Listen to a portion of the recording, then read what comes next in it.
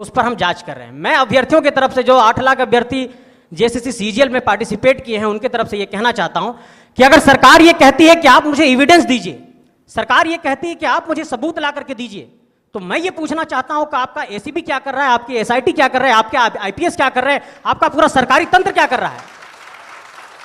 हम शिकायत करेंगे, लेकिन उस शिकायत पर जांच करने की जिम्मेवारी आपको है।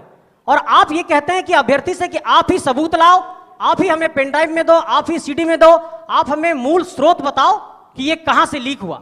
तो ये एक तरीके से पल्ला झाड़ना है अपने जिम्मेवारियों से, और मैं इससे इत्तेफाक नहीं रखता हूं। मैं सरकार का कंप्लीट इसे फेलियर मानता हूं। बातों का सिलसिला। तो बोला नहीं, आपसे हम परिचित नहीं है। तो हमें लगा कि शायद वो विधायक या सांसद की पैरवी सुनना चाहते हैं। तो मैंने इतना कहा था कि 2 महीने के बाद चुनाव है, हम बेरमो भी लड़ेंगे, गोमिया भी लड़ेंगे, डुमरी भी लड़ेंगे। अगर वहां से कोई भी सीट जीत के आ जाते हैं तो आपको दामोदर नदी में ले जाकर डाल देंगे। विश्वास कीजिए, वो व्यक्ति का भी नाम बता देंगे। ऐसा नहीं हम झूठ बोल रहे हैं। 10 सेकंड में उनका आवाज बदला कि जयराम बाबू बोलिए क्या बात है। अगर मेरे इस व्यवहार से उसका नौकरी बच जाता है तो मुझे अपने इस व्यवहार से कोई कंप्रोमाइज नहीं करना है। 24 साल आपने चला लिया श्रीमान करके, 24 साल आपने चला लिया नियम कानून की बात करके। हमें लगता है कि एग्रेसिव गवर्नमेंट आनी चाहिए, और मेरा यही एग्रेशन मैंने मुझ में रहेगा। किन मुद्दों के साथ सामने आना चाहिए? जयराम महतो के सपनों का झारखंड कैसा है? अभी चूंकि आप चुनाव लड़ने की घोषणा कर चुके हैं, 81 सीट पर चुनाव लड़ने जा रहे हैं, तो किन बात को लेकर जा रहे हैं जनता के बीच? आपके हिसाब से कैसी पॉलिटिक्स होनी चाहिए, कैसा झारखंड होना चाहिए? सबसे पहले द फॉलोअप का बहुत बहुत धन्यवाद, आभार कि आज के इस कार्यक्रम में हमें जगह मिली है। जहाँ तक मेरे सपनों का झारखंड, तो मैं उन महापुरुषों से भिन्न नहीं हूँ, चाहे वो बिरसा भगवान रहें, तिलका मांझी रहें, विनोद बिहारी महतो रहें या शहीद निर्मल महतो रहें। मैं उनसे भिन्न नहीं हूँ। मैंने उन्हीं की परछाई को, उन्हीं के विचारों को आत्मसात करके राजनीति में कदम रखा है। तो मेरा मानना है कि झारखंड अलग राज्य की लड़ाई जिन मुद्दों के साथ लड़ी गई थी वही मेरे मुद्दे होंगे। झारखंड अलग राज्य की लड़ाई में जो सोच के साथ इस राज्य को अलग किया गया था कि जब ये राज्य अलग होगा तो यहाँ के युवाओं के पास क्या अधिकार होगा, जब ये राज्य अलग होगा तो यहाँ के किसानों के पास क्या स्वतंत्रता होगी, मेरे मुद्दे वही होंगे। झारखंड जो हमारे झारखंड के नाम में ही छुपा है, झाड़ यानी जंगल, खंड यानी जमीन का एक भूभाग, और हमारी जो निरंतर लड़ाइयाँ रही हैं आदिकाल से, वो इसी विषय को लेकर रही हैं। तो जब मैं विधानसभा के चुनाव में जाऊँगा, मेरा पहला मुद्दा इस राज्य में एक सुदृढ़ स्थानीय नीति का रहेगा। चूँकि मैं जिन क्षेत्रों से आता हूँ वो कोयलांचल का क्षेत्र है। आज भी मैं जब कोयलांचल से होकर आया तो लोगों ने अपनी समस्याओं को लगभग 15-20 आवेदन मेरे पास पड़े। जब मैं एक सामान्य सा बालक हूँ, मैं एक साधारण सा बालक हूँ, और मुझे प्रतिदिन 15 से 20 समस्याओं को सुनना पड़ता है जो समस्याएं होती है ज़मीन से संबंधित। इसलिए मेरा मानना है कि ज़मीन संबंधित जो कानून जो आज हमारे राज्य में हैं भी, CNT, SPT, लेकिन जो लोग सरकार में बैठे हैं उनके मैनिफेस्टो में शामिल होने के बाद भी प्रभावी रूप से लागू ना हो पाना, प्रभावी रूप से उन विषयों पर चर्चा नहीं कर पाना, उनको संरक्षण ना दे पाना एक बहुत ही गंभीर विषय है। और मेरा मानना यही है, जो कि मैं किसान वर्ग से भी संबंध रखता हूँ, एक किसान का बेटा हूँ, तो मेरे हिसाब से जो ज़मीन संबंधित मुद्दे हैं वो मेरे प्राथमिक मुद्दे होंगे। उसके बाद आज छात्रों की समस्या देख सकते हैं। आज CGL के छात्र, JSSC CGL के छात्र आज धरने पर बैठे हैं। विगत जो पहला एग्जाम हुआ था उस एग्जाम में धांधली हुई, इस एग्जाम में धांधली का मामला सामने आ रहा है। तो निश्चय एक बेहतर नियोजन नीति हो और इस तरीके से एग्जाम को लिया जाए कि धांधली ना हो, गड़बड़ी ना हो, और महत्वपूर्ण सबसे कि अन्य राज्य से लोग जो हमारी हकमारी कर रहे हैं वो कम से कम रुके। उसके लिए मेरे पास मेरी योजना होगी कि हम लोग प्रखंड स्तरीय भाषा के आधार पर एग्जाम लेंगे। क्योंकि भारतीय संविधान आर्टिकल 15-16 इस बात का उल्लेख करता है कि हम जात के आधार पर भेदभाव नहीं कर सकते हैं, हम धर्म के आधार पर भेदभाव नहीं कर सकते हैं, हम उद्गम स्थान के आधार पर भेदभाव नहीं कर सकते, हम लिंग के आधार पर भेदभाव नहीं कर सकते हैं, लेकिन भाषा का कहीं जिक्र नहीं है। तो मेरा मानना है कि सरकार को इस विषय पर सोचना चाहिए। हम लोग अगर सरकार में आते तो इस विषय पर सोचेंगे कि जो प्रतियोगिता की परीक्षाएं होंगी वो हमारी भाषाओं में होंगी। फॉर एग्जाम्पल, जैसे मान के चलिए कोई हिंदी का पेपर आता है परीक्षा में, उसमें एक सवाल आता है कि आंख का तारा, इसका मतलब क्या होता है, आग बबूला होना, इसका मतलब क्या होता है। तो झारखंड के अभ्यर्थी के साथ साथ इस सवाल का उत्तर बिहार के अभ्यर्थी को भी मालूम है, इस सवाल का उत्तर उत्तर प्रदेश, मध्य प्रदेश, राजस्थान के अभ्यर्थी को भी मालूम है। लेकिन अगर हम अपनी भाषा को प्रमोट करेंगे, अपनी कल्चर को अगर प्रमोट करेंगे प्रतियोगिता परीक्षाओं में, और वहाँ सवाल ये रहेगा, मान के चलिए मैं धनबाद के तोपचांची ब्लॉक से आता हूँ और वहाँ एक मुहावरा चलता है, पखर तरे हाथ करे करे झाँक, ना ये राजस्थान को समझ में आएगी ना ये उत्तर प्रदेश को समझ में आएगी। इससे क्या होगा कि नियम भी बना रहेगा और हमारी जो नौकरियों में हकमारी हो रही है वो भी सुरक्षित रहेगा। लेकिन जयराम जी, आपका जो आंदोलन शुरू हुआ वो भाषा के आंदोलन से ही शुरू हुआ। उसमें एक नारा भी लगा कि भोजपुरी भाषा नए चलतो। तो आपके बगल में जो ठीक बैठे हैं वो पलामू प्रमंडल से हैं। वहाँ जी, आप मेरा पहला ही वीडियो सुनेंगे। तो मेरा सवाल ये है कि क्या जयराम अब इतना तैयार हो गए हैं कि बगल में बैठाने के लिए तैयार हैं? जी, आप मेरा पहला ही वीडियो सुने होंगे, मेरा तर्क सुने होंगे कि धनबाद और बोकारो की सीमा पश्चिम बंगाल से लगती है। यदि यहाँ के ब्लॉक में सटे हुए जो ब्लॉक हैं, अगर उनमें कोई अन्य राज्य, तो मैंने कहा कि यहाँ के लोग बांग्ला बोलते हैं, नो डाउट, क्योंकि हमारा मानभूम का इतिहास रहा है। लेकिन आप बिहार की भाषाओं को, उत्तर प्रदेश की भाषाओं धनबाद और बोकारो में लेके आएंगे तो डंके की चोट पर आज भी कह रहे हैं वो बोरो लैंग्वेज है। आप उनको अगर पलामू में लेके आएंगे तो मुझे आपत्ति नहीं है, आप उनको कोडरमा के कुछ प्रखंड में लेके आएंगे मुझे आपत्ति नहीं है। जो बिहार राज्य के सीमावर्ती क्षेत्र हैं, यदि आप वहां भोजपुरी मगही की बात करते हैं तो समझ में आता है, धनबाद और बोकारो में लेके आएंगे तो वो बोरो लैंग्वेज है। सूर्या जी, क्या अगला सवाल संजय मेहता जी से होगा। सवाल सबसे वही है कि आपके सपनों का झारखंड कैसा है, ये सवाल का जवाब दें। उससे पहले हम जानना चाहेंगे कि जयराम महतो जी से 3 कुर्सी बाद आपकी कुर्सी हो गई, इतनी दूरी क्यों बढ़ गई? वो संजय मेहता जो झारखंड मांगे जयराम का नारा दे रहे थे, खुद अलग हो गए, उनकी ही पार्टी के नाम का अपनी पार्टी बना लिए। देखिए, एक बार अगर आप राजनीति के तमाम पहलुओं को, इतिहास के पन्नों को पलटेंगे तो आप देखेंगे कि जब समान विचारधारा के लोग एक पथ पर चल रहे थे और ऐसी कुछ परिस्थितियां बनी कि जब अलग होना पड़ा, जैसे शिवसेना का एग्जाम्पल लीजिए, एनसीपी का लीजिए, तमाम ऐसे जो दल हैं, इन परिस्थितियों में विचारधारा को समान रखा जाता है। हमारी जो लड़ाई है, हमारी जो विचारधारा है वो समान है। और आने वाले वक्त में झारखंड के अंदर जिन बिंदुओं पर हम लोग लड़ाई लड़ रहे थे, हम लोगों की लड़ाई में प्राथमिकता के केंद्र में था स्थानीयता, नियोजन, यहाँ के लोगों को नौकरी, भाषा, संस्कृति। और मैं इस बात का विश्वास दिलाना चाहता हूँ कि उन्हीं बिंदुओं पर हम अपनी लड़ाई को आगे बढ़ा रहे हैं। और ये कुर्सी दूरी हुई है तो ऐसा नहीं है कि अगर हमारे साथ अभी यहाँ पर जयराम जी बैठे हैं तो उनसे हाथ नहीं मिलाऊंगा, उनसे गले नहीं लगूंगा। वैचारिक तौर पर कुछ हमारी दूरियां हो सकती है, लेकिन व्यक्तिगत तौर पर संबंध बना रहेगा। ये दूरियां इसलिए हुई कि कुछ मैं जिन चीज़ों को करना चाहता था संगठन के अंदर वो नहीं हो पाया था, इसलिए मैं दूर हुआ। लेकिन उन पहलुओं पर ना जा करके अब मैं आइडिया ऑफ झारखंड पर आना चाहता हूं, जिस आइडिया ऑफ झारखंड की आप बात कर रहे हैं। मैं ये चाहता हूं कि 24 सालों के झारखंड में सबसे पहला काम जिस पहलू पर होना चाहिए था वो नीतियों के आधार पर काम करने की जो हमारी प्रतिबद्धता थी किसी भी सरकार की, उस पर काम होना चाहिए था। इस झारखंड के अंदर देखिए कि कितना बड़ा, एक बहुत बड़े स्तर पर आप देखेंगे राजनीति का जो प्राथमिक स्तर है, पंचायती राज की व्यवस्था, जब उसमें चुनाव हुआ तो ओबीसी का रिजर्वेशन फॉलो नहीं हो पाया। मंडल कमीशन की सिफारिश ने कहा कि ओबीसी को कम से कम 27 पर आरक्षण होना चाहिए। और आप सोचिए कि जब सरकार ने विधेयक बनाया तो वो आरक्षण का 77% का विधेयक रिजेक्ट हो गया। मैं ये कहना चाहता हूं कि एक राज्य के अंदर अगर किसी विधेयक को आप नहीं लागू कर पा रहे हैं और चुनाव करा दे रहे हैं पंचायती राज व्यवस्था में, और समाज का एक बड़ा हिस्सा प्रतिनिधित्व से कट जा रहा है, ये तो फिर बहुत बड़े स्तर पर आप कह सकते हैं कि आपके पास पॉलिसी की पैरालिसिस है। और इस पॉलिसी की पैरालिसिस को आप ना स्थानीयता के स्तर पर दुरुस्त कर पा रहे हैं, ना नियोजन के स्तर पर दुरुस्त कर पा रहे हैं, और ना ही आप पर्यटन के स्तर पर जब बात करना चाहते हैं। तो जब अभी हम यहाँ पर बैठे हैं तो पिछली ही रात में केरेडारी में 4 गाड़ियों को आग लगा दिया गया है। लॉ एंड ऑर्डर भी ठीक नहीं है। ऐसे हालात में मैं ये समझता हूं कि अगर किसी सरकार के लिए आइडिया ऑफ झारखंड में ये आता है कि हम अपनी बहनों को, बेटियों को 1000 रुपया देते हैं, ठीक है, ऐसी योजनाओं का स्वागत है। लेकिन मैं ये कहना चाहता हूं कि मेरा आइडिया ऑफ झारखंड ये है कि सबके पास एक एब्सोल्यूट इकोनॉमिक स्ट्रेंथ हो, एक एब्सोल्यूट इकोनॉमिक एम्पावरमेंट हो, तभी ये झारखंड सशक्त होगा। आर्थिक संपन्नता जब तक नहीं आएगी, रोजगार के रास्ते से जब तक उनको जोड़ा नहीं जाएगा, तब तक इन पहलुओं का समाधान बिल्कुल नहीं निकलेगा। संजय मेहता जी जिस पर आए मैं उसी पर आना चाह रहा था। रोजगार के मसले पर मुख्यमंत्री हेमंत सोरेन भी वही उद्घाटन किए इस कॉन्क्लेव का। उन्होंने कहा कि नौकरी ऐसा है, 1 अनार 100 बीमार वाला किस्सा है। झारखंड में भी काफी एक्टिव दिखती है। कौन है वो सिंडिकेट, कौन है?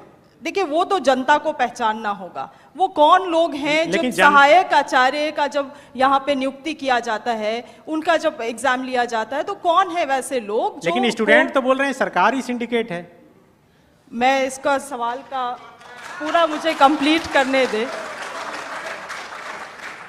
कौन है वो लोग जो कोर्ट जाते हैं किसी भी नियुक्ति के लिए? कौन है वो लोग जो नरेटिव बिल्ड करते हैं?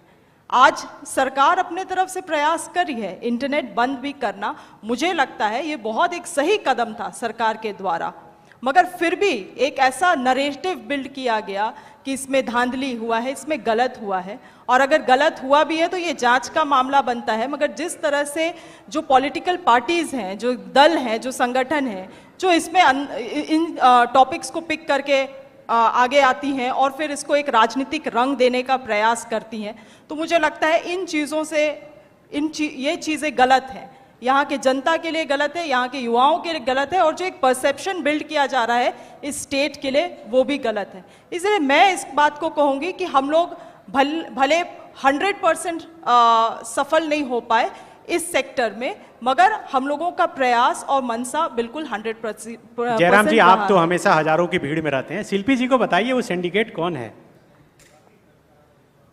वो सिंडिकेट कौन है जो परीक्षाओं को बाधित करवाता है, पेपर लीक करवा देता है? देखिए, वो ऐसे लोग हैं जिनको लगता है कि इस दुनिया में मौत नाम की कोई चीज़ नहीं होती है, जिनको लगता है कि शायद वो सारा धन एकत्रित करके स्वर्ग जा सकते हैं, वहाँ सुख भोग सकते हैं। बिल्कुल ये बहुत गंभीर समस्या है, और मुझे लगता है कि इसमें सरकार के लोग शामिल होंगे, विपक्ष के लोग शामिल होंगे, ये कोई नई बात नहीं है। अगर आदरणीय शिल्पी जी कह रही हैं कि अगर वो जनता जानती है, तो जनता को मालूम है कि किस प्रकार से जेपीएससी की परीक्षा होती है। उनमें जब रिजल्ट आता है तो विधायक जी के रिश्तेदार होते हैं, विधायक जी के भाई होते हैं, विधायक जी के भतीजे होते हैं, तो ये किसी से छुपा नहीं है। बिल्कुल ये इसी बीच से है, इसी सिस्टम के बीच से है, इसमें किसी एक का कोई योगदान नहीं है। इसमें 24 वर्षों से जिन लोगों ने राज्य की सत्ता को संभाला है, 24 वर्षों से जिन लोगों ने इस राज्य की सरकार को चलाया है, पक्ष बन के विपक्ष बन के, सबका उसमें हिस्सेदारी होता है। तो इसलिए जिस दिन वो इस बात को मानेंगे कि हमें एक समानतापूर्वक जीवन जीना है, हम लोग वास्तव में इंसान मनुष्य तभी हैं जब दूसरे की दर्द, दूसरे की तकलीफ और पीड़ा को देखकर हम भी पीड़ित होते हैं, तब शायद ये माहौल बदले। लेकिन फिलहाल ऐसे परिवेश में ये बुद्ध का देश भले है, लेकिन आज बुद्ध के विचार बिल्कुल विलुप्त हो चुके हैं। मुझे नहीं लगता है कि कोई शांतिप्रिय तरीके से इस प्रकार के रास्तों से हटेगा। तो इसीलिए मेरा मानना है कि नहीं, आपके समर्थक जो हैं वो next CM tiger Jairam Mahto लिखते हैं, तो नेक्स्ट सीएम के पास क्या विजन है, कैसे आप करेंगे जो सब चीज ट्रांसपेरेंट? देखिए, सबसे पहली बात, उन भय बिना प्रीत नहीं। उनके साथ अगर दोषी पाए जाते हैं तो कठोरतापूर्वक कानूनी कार्रवाई की जाएगी, और मैं बिल्कुल उसका पक्षधर हूँ। क्योंकि अगर एक व्यक्ति पे कार्रवाई होती है और उस कार्रवाई से अगर हजारों स्टूडेंट को एक उम्मीद मिलती है, अगर एक व्यक्ति पे कार्रवाई होती है और हजारों किसानों की खुशहाली आती है, तो मुझे लगता है उस व्यक्ति पे कार्रवाई होनी चाहिए। और मैं अपना एक अनुभव बताना चाहूँगा, हालांकि ऐसे मंचों पे जहाँ एकेडमिक लोग आके सुन रहे हैं, इंटेलेक्चुअल लोग आके सुन रहे हैं, नहीं बोलना चाहिए, लेकिन मुझे मेरा जो करैक्टर है वो सबके सामने मैं आपको बताना चाहूँगा। ये बेरमो कठारा की घटना है। वहाँ एक व्यक्ति का अटेंडेंस रोक दिया जाता है, पंच ब्लॉक कर दिया जाता है, जो नौकरी का प्रावधान होता है कोलियरी में। वो व्यक्ति हमारे पास आता है, आके हमें सुनाता है कि भैया ऐसा ऐसा बात है, मेरा कसूर इतना है कि झारखंडी है और हमें मतलब मेरा पंच को ब्लॉक कर दिया गया है, मेरे अटेंडेंस को रोक दिया गया है, तो कुछ उपाय किया जाए। तो हम उनको फ़ोन लगाते हैं, तो हमने परिचय दिया कि सर ऐसा क्यों करते हैं, गरीब आदमी है, बड़ी मुश्किल से रोजगार चलता है, तो इनको पुनः रख लिया जाए। तो उधर से आवाज़ आई कि आप कौन बोल रहे हैं? तो हमने कहा कि हम जयराम कुमार महतो बोल रहे हैं, वर्तमान में गिरिडीह लोकसभा लड़े हैं। तो बोला नहीं, आपसे हम परिचित नहीं है। तो हमें लगा कि शायद वो विधायक या सांसद की पैरवी सुनना चाहते हैं। तो मैंने इतना कहा था कि 2 महीने के बाद चुनाव है, हम बेरमो भी लड़ेंगे, गोमिया भी लड़ेंगे, डुमरी भी लड़ेंगे, अगर वहां से कोई भी सीट जीत के आ जाते हैं तो आपको दामोदर नदी में ले जाकर डाल देंगे। विश्वास कीजिए, विश्वास कीजिए, वो व्यक्ति का भी नाम बता देंगे, ऐसा नहीं हम झूठ बोल रहे हैं। 10 सेकंड में उनका आवाज बदला कि जयराम बाबू बोलिए क्या बात है। अगर मेरे इस व्यवहार से उसका नौकरी बच जाता है तो मुझे अपने इस व्यवहार से कोई कंप्रोमाइज नहीं करना है। 24 साल आपने चला लिया श्रीमान करके, 24 साल आपने चला लिया नियम कानून की बात करके। हमें लगता है कि एक एग्रेसिव गवर्नमेंट आनी चाहिए, और मेरा यही एग्रेशन मुझ में रहेगा। क्योंकि मैं ना संजय मेहता जी के तर्ज पे मैं बरी से आता हूं, ना मैं चौपारण से आता हूं, ना मैं गढ़वा से आता हूं। मैं धनबाद से आता हूं। मैं एक घटना सुनाता हूं सुरेश महतो की, और विधायक मैडम बैठी हैं, हालांकि उस समय वो बहुत किस्सा पुराना है। वह झरिया विधानसभा की घटना है, वह भोरा क्षेत्र की घटना है। एक व्यक्ति है, उनका नाम है सुरेश महतो, मैं उस कौम का बेटा हूं। एक व्यक्ति थे, उनका नाम था सुरेश महतो, मैं उस कौम का बेटा हूं। उनको मारा गया था, उनकी सांसें थी, उनके दोनों पांव को काटा गया था। उनकी सांसें चल रही थी, उनके दोनों हाथ को काटा गया था। उनकी सांसें चल रही थी, उनके दोनों आंख को निकाला गया था। इसीलिए मैं मीठी बात करनी नहीं जानता, मुझे लगता है एग्रेशन से राज को बदलूंगा। मैं उस कौम से आता हूं, मैं उस क्षेत्र से आता हूं जहां हमने सिर्फ कत्लेआम देखा है। झारखंड हमने बनाया है भैया। निर्मल महतो के सीने में गोली लगी थी, तब झारखंड का चर्चा दिल्ली में हुआ था। तब राजीव गांधी को पता चला था कि हां, झारखंड की डिमांड किया जा रहा है। तो मुझे लगता है एक बार ये श्रीमान, ये नियम कानून, एक बार एग्रेशन की गवर्नमेंट होनी चाहिए, बाकी युद्ध डिसाइड करे। मेरा जो व्यवहार है, फॉलो अप के मंच में भी मेरा यही व्यवहार है। पसंद लगे वोट कीजिएगा, ना लगे इग्नोर कीजिए। नहीं, आप जो बोल रहे हैं, आप जयराम जी बोल रहे हैं, सुनने में अच्छा लग रहा है। आप बोल रहे हैं रोंगटा नहीं, भी सुनने खड़ा में हो नहीं, जाता आप तब है। झारखंड राज्य को नहीं समझते हैं सन्नी जी। मैं बोल रहा हूँ एग्रेशन नहीं, आप नहीं समझते हैं झारखंड राज्य को। मैं एग्रेशन, सुनने में अच्छा नहीं लगता, यही रियलिटी है। एग्रेशन मतलब क्या जानते हैं आप झारखंड राज्य को महोदय? एग्रेशन मतलब आप क्या जानते हैं झारखंड राज्य को? हम उस राज्य से आते हैं जहां एक सांसद ने सीने में 12 गोली खाई थी। हम उस झारखंड से आते हैं जहां MP member of parliament Sunil Mahto ने 1 2 3 4 5 6 7 8 9 10 11 12 गोली खाई थी सांसद ने। क्या सुनने में अच्छा लगता है? तब आप झारखंड को नहीं जानते हैं। एग्रेशन मतलब क्या? एग्रेशन मतलब यही है, कठोर डिसीजन, त्वरित कार्रवाई। आज कार्रवाई किस पे होती है?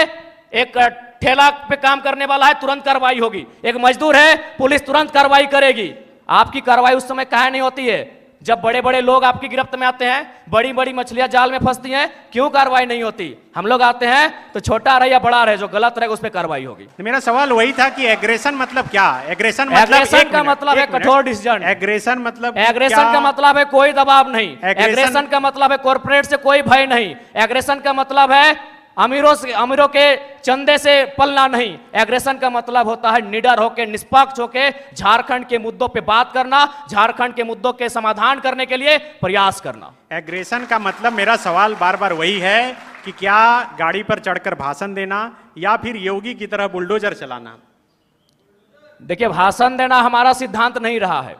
एक सवाल, आज राजभवन में लोग धरने पर बैठे हैं, मुख्यमंत्री के आवास पे लोग धरने बैठे हैं, आज सीजीएल के जेएसएससी कार्यालय के बाहर लोग धरने पर बैठे हैं। आंदोलन रोज होता है, लेकिन जयराम महतो एक 50 लड़कों के आंदोलन से आज सीएम का फेस बन के कैसे सामने आया? इस सवाल का उत्तर कोई दे। आंदोलन इस राज्य में रोज होता है, जयराम महतो क्यों? क्योंकि मैंने उन मुद्दों को टच किया, मैंने उस मुद्दों पे बात किया जो झारखंड की जरूरत थी, जिसपे झारखंड बात करना चाहता था। साफ शब्दों में झारखंड चाहता था कि बिल्ली के गर्दन में घंटी बांधी जाए, पर बांधेगा कौन? जयराम जी कह रहे हैं कि एग्रेशन से होगा। मीठी मीठी बातें करने मुझे नहीं आता, मैं संजय मेहता जी जैसा बरही से नहीं हूं। देखिए, मैं इसको थोड़ा सा डिस्क्राइब करता हूं। जब आप डेमोक्रेसी में विश्वास रखते हैं, जब लोकतंत्र पर आप आस्था रखते हैं, तो लोकतंत्र चलता है पॉलिसी से। और जब इस वक्त हम 21st सेंचुरी में हैं, पॉलिसी की बात कर रहे हैं, पॉलिसी रिफॉर्म की बात कर रहे हैं, और हम लोग पहले प्रश्न पर आए थे कि प्रश्न पत्र लीक होता है, एक सिंडिकेट है, इन सब चीज़ों पर आप क्या सोचते हैं? आपने ये प्रश्न किया था। मैं ये समझता हूं कि अगर नौकरशाही के स्तर पर इतनी बड़ी जिम्मेवारी, एक आयोग को अगर ये जिम्मेवारी दी जाती है कि आपको एक फेयर एग्जामिनेशन कंडक्ट कराना है, और वहां से अगर प्रश्न पत्र लीक हो रहा है, अगर गोपनीयता भंग हो रही है, अगर कोई एजेंसी का नाम सामने आ रहा है, तो मैं ये मानता हूं कि ये पूरे सिस्टम का एक कलेक्टिव फेलियर है। और इस फेलियर पर इसकी अकाउंटेबिलिटी तय होनी चाहिए, इसका कौन उत्तरदायी है इसके लिए तय होना चाहिए। मैं एक छोटा सा एग्जाम्पल बताता हूं। जब पिछली बार परीक्षा रद्द हुआ था, उस प्रोटेस्ट में मैं था वहां पर, उसमें एफआईआर दर्ज किया गया और उस पर एक एसआईटी गठित की गई। जब स्पेशल इन्वेस्टिगेशन टीम बनी और वो अभी तक जांच कर रही है, और उसमें अभी तक ये बात सामने नहीं आ पाया कि वो सिंडिकेट कौन था, जबकि आयोग ने खुद स्वीकार किया था कि पेपर लीक हुआ है, इसलिए इस परीक्षा को हम रद्द करते हैं। आप समझिए पूरे इस प्रभाव को, शासन और प्रशासन के प्रभाव को समझिए कि खुद वो स्वीकार करते हैं कि पेपर लीक हुआ, इसलिए हम इसको रद्द करते हैं और फिर से कंडक्ट कराएंगे। कल हम लोग फिर वहां पर थे जेएसएससी के पास, फिर से एफआईआर लॉन्च हुआ है और फिर से आयोग ये कह रहा है कि अभी हम जांच कर रहे हैं, आपने जो एविडेंस दिया है उस पर हम जांच कर रहे हैं। मैं अभ्यर्थियों की तरफ से, जो 8 लाख अभ्यर्थी जेएसएससी सीजीएल में पार्टिसिपेट किए हैं, उनकी तरफ से ये कहना चाहता हूं कि अगर सरकार ये कहती है कि आप मुझे एविडेंस दीजिए, सरकार ये कहती है कि आप मुझे सबूत ला करके दीजिए, तो मैं ये पूछना चाहता हूं कि आपका एसीबी क्या कर रहा है, आपकी एसआईटी क्या कर रहा है, आपके आईपीएस क्या कर रहे हैं, आपका पूरा सरकारी तंत्र क्या कर रहा है? हम शिकायत करेंगे, लेकिन उस शिकायत पर जांच करने की जिम्मेवारी आपको है। और आप ये कहते हैं कि अभ्यर्थी से कि आप ही सबूत लाओ, आप ही हमें पेनड्राइव में दो, आप ही सीडी में दो, आप हमें मूल स्रोत बताओ कि ये कहां से लीक हुआ। तो ये एक तरीके से पल्ला झाड़ना है अपने जिम्मेवारियों से, और मैं इससे इत्तेफाक नहीं रखता हूं। मैं सरकार का कंप्लीट इसे फेलियर मानता हूं। बातों का सिलसिला जो है जारी रहेगा। जयराम जी, इसी से जुड़ा हुआ मेरा एक सवाल है, आप क्या मानते हैं, चूंकि बहुत बारीकी से आप चीजों का अध्ययन करते हैं, भाषण देते वक्त किताब पढ़कर भी बोलते हैं, आपने अध्ययन कर पाया क्या सचमुच में ये सीजीएल का पेपर लीक हुआ लग रहा है आपको? देखिए, जैसा कि छात्रों के द्वारा, विभिन्न संस्थानों के द्वारा जो एविडेंस, साक्ष्य प्रस्तुत किए जा रहे हैं, तो प्रथम दृष्टि से तो यह स्पष्ट हो रहा है कि इस बार भी जो सीजीएल का पेपर है उसमें कहीं ना कहीं गड़बड़ी हुई है, धांधली हुई है। और मुझे लगता है कि पिछली बार जो पेपर गड़बड़ी हुआ था, अगर उसका जो लोग दोषी हैं, अगर वे दोषी लोग पकड़े जाते हैं, अगर उन पर कार्रवाई होती, तो शायद इस बार उनका मनोबल इतना ऊंचा नहीं होता। लेकिन चूंकि आपने एसआईटी का गठन किया, आपने समय मांगा, आपको समय मिला, उसके बाद भी ये तय नहीं हो पाया है कि पिछली बार जो पेपर गड़बड़ी हुई थी, जो 28 जनवरी 2024 को जब इसका एग्ज़ाम हुआ था, तो मेरा मानना है कि कहीं ना कहीं आपका कठोर निर्णय ना ले पाना गवर्नमेंट का, आपका क्विक डिसीजन ना ले पाना उन लोगों का मनोबल को बढ़ा रहा है। हमने कोल माफिया सुना था, हमने लैंड माफिया सुना था, अब यहाँ पेपर माफिया जैसे मामले सामने आ रहे हैं। तो इससे आप इनकार नहीं कर सकते हैं, इस पर आप मौन नहीं रह सकते हैं, ये तो आपको तय करना होगा, इस बात को आपको मानना होगा। क्योंकि पिछली बार हमारे ही 15 साथियों पर एफआईआर हुआ था, आज भी उस मुकदमे के कारण हमारे प्रत्याशी रांची के हमारे आदरणीय देवेंद्र जी जेल गए, उसी मुकदमे के कारण गए थे। तो जाहिर सी बात है वो हाईलाइट तभी हुआ जब हम लोगों ने प्रोटेस्ट किया। उस प्रोटेस्ट के परिणाम स्वरूप उस समय वर्तमान मुख्यमंत्री माननीय चंपई सोरेन जी थे, एसआईटी का गठन हुआ। लेकिन आज परिणाम और निष्कर्ष आपके सामने क्या है, यानी आप लोग उन माफियाओं के मनोबल को बढ़ाने का कार्य आप स्वयं कर रहे हैं। तो ये तो आपको तय करना है कि आप छात्रों के साथ हैं या पेपर माफियाओं के साथ है, ये सरकार को आके तय करना है। यदि आप पेपर माफियाओं के खिलाफ हैं, तो पिछली बार जो आपने एसआईटी का गठन किया था, उसका निष्कर्ष क्या है, उसका रिजल्ट क्या है, दोषी कौन लोग हैं, वो कटघरे के पीछे कब होंगे, ये राज्य की जनता जानना चाहती है। सीजीएल जेएसएससी के तमाम 6 लाख अभ्यर्थी जानना चाहते हैं। बिल्कुल सूर्या जी, मेरा सवाल जयराम जी से है कि अक्सर वो अपनी जनसभा में मारने काटने की बात करते हैं, क्यों, आखिर ऐसा क्यों?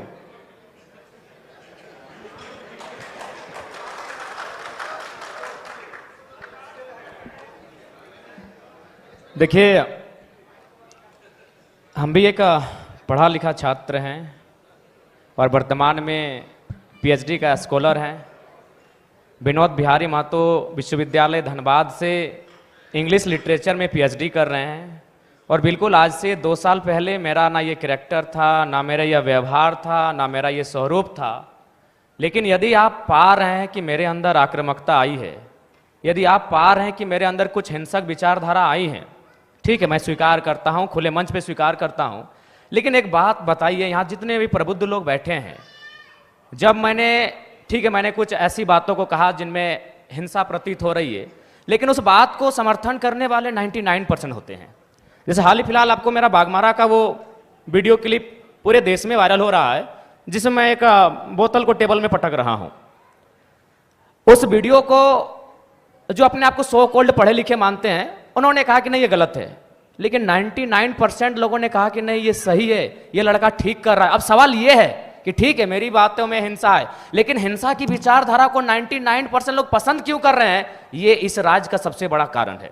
यानी इसका कारण ये है कि आज एक आम व्यक्ति लोकतांत्रिक भारत में, अलग झारखंड राज्य में, स्वतंत्र भारत में इतना दबाया जा रहा है, इतना सताया जा रहा है, इतना उसका दमन, इतना दोहन किया जा रहा है, उसके साथ इतना अत्याचार किया जा रहा है कि मेरे इन विचारों को पसंद कर रहा है, लाइक कर रहा है।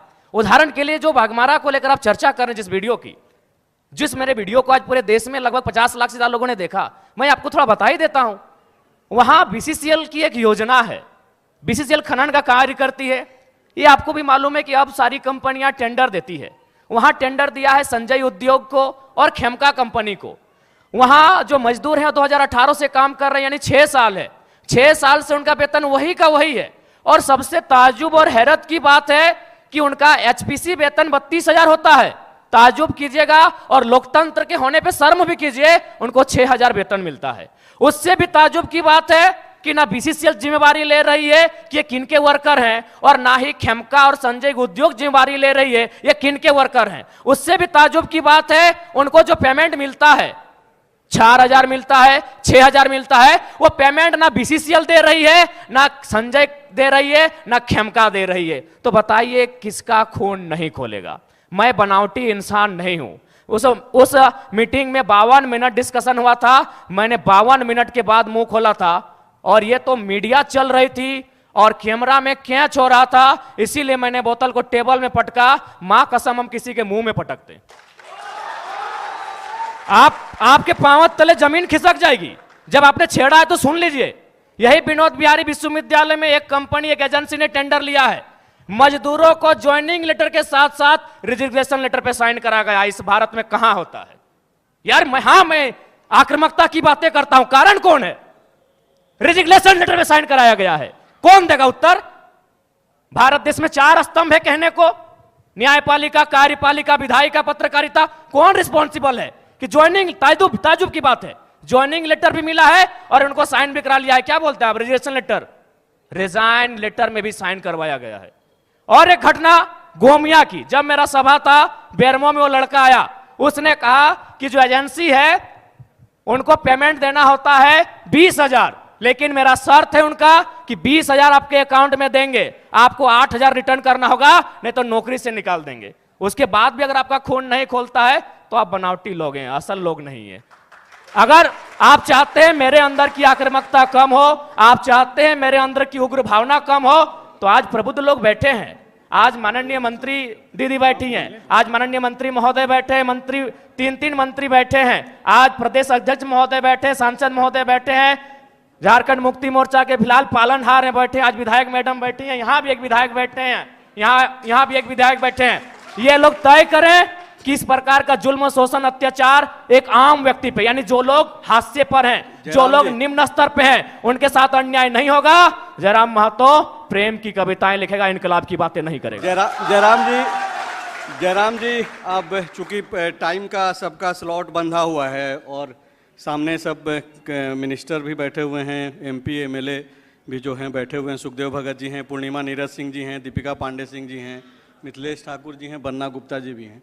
तो अब हम लोग नेक्स्ट सेशन शुरू करेंगे। जी बिल्कुल, सेशन को समाप्त चूंकि करते हैं। सवाल ये ऐसा था संजय भैया कि नहीं, बिल्कुल ठीक है, लेकिन आपका जो जवाब है उस पर भी मेरा एक रिएक्शन है कि आप नेतृत्व करने की दिशा में बढ़ रहे हैं, तो भीड़ तो हत्या कर देती है, मॉब लिंचिंग कर देती है, तो भीड़ को सही नहीं ठहराया। देखिए, अगर आज तक हम 2.5 सालों से भारत के इतिहास में झारखंड की मैं बात कर रहा हूं, बिना बुलाए किसी राजनीतिक दल के अखाड़े में ये भीड़ नहीं होती है। एक ढेला अगर चला हो तो बता दीजिए। जयराम जी ठीक है, भीड़ को नियंत्रण करने आता है, चूंकि अग्रेशन, और ये शौक नहीं है। हाँ, किसी का शौक नहीं है लड़ाई झगड़ा करना। हर कोई, अरे हम तो देखिए क्या है, हम तो जयराम जी कि पॉलिटिक्स में अग्रेशन, इमोशन यही बिकता है इस देश में। एग्रेशन, आपका एग्रेशन बिक रहा है, उसको अच्छा काम हो ठीक रहा है। है। अगर एग्रेशन से किसी का भला हो रहा है तो एग्रेशन होना चाहिए। नहीं ठीक है, अच्छी बात है। शब्द मैं बना ही क्यों है? मैं माफी मांगते हुए आप सबसे अब इजाजत लेता हूं। माफी की आवश्यकता आप नहीं सभी है। को शुभकामनाएं। नहीं, माफी की जयराम आवश्यकता जी, नहीं है। आपने हमें मंच पे मौका दिया, इसके लिए आपका साधुवाद, आपका धन्यवाद।